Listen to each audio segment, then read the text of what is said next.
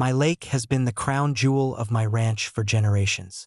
It's spring-fed, crystal clear, and home to fish, ducks, and even a pair of swans that return every year. More importantly, it's mine.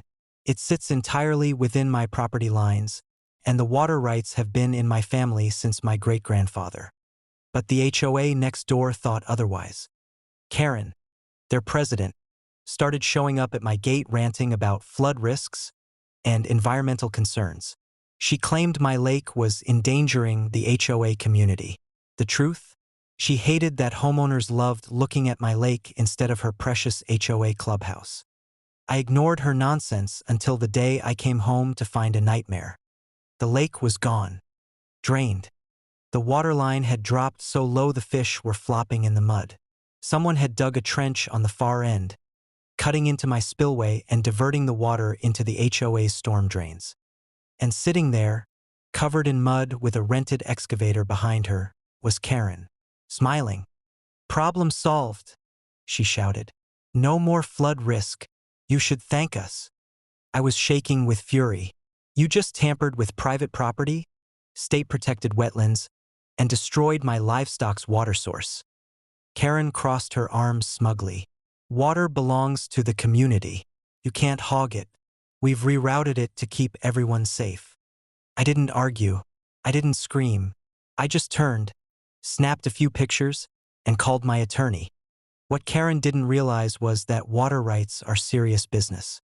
My deed included explicit rights to the lake and its resources. By tampering with it, the HOA had committed theft, vandalism, and an environmental violation. But I wasn't just going to sue. I was going to teach them a lesson in boundaries. First, I rebuilt the dam at the head of the lake and reinforced it with steel gates. Then I filed a water rights complaint with the state. The HOA got slapped with fines for illegal diversion, and the county ordered them to stop using my water immediately. Then came the fun part.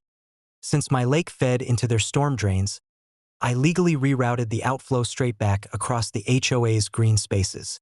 Instead of draining neatly into their culverts, the water now spread across low-lying yards, filling ditches and creating shallow marshes. Within days, HOA homes that once boasted lake views now had swampy, mosquito-infested backyards. Lawns turned soggy, driveways cracked, basements started flooding. And because they had tampered with the water first, their insurance wouldn't cover a dime.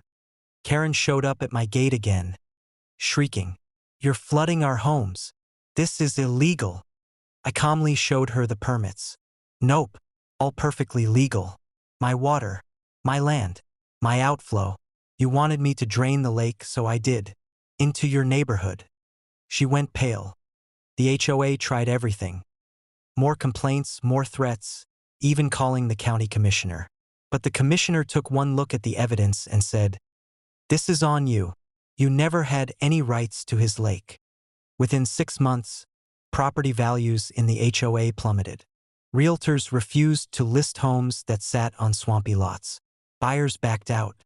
What was once marketed as a prestigious lakeside community became a mosquito-ridden wetland. Meanwhile, I rebuilt my lake, bigger and better than before. A new dam, new docks, and a private fishing lodge for my family and friends. The HOA destroyed my lake, but I destroyed their neighborhood. Now, every time Karen drives past with her SUV tires splashing through ankle-deep swamp water, I smile.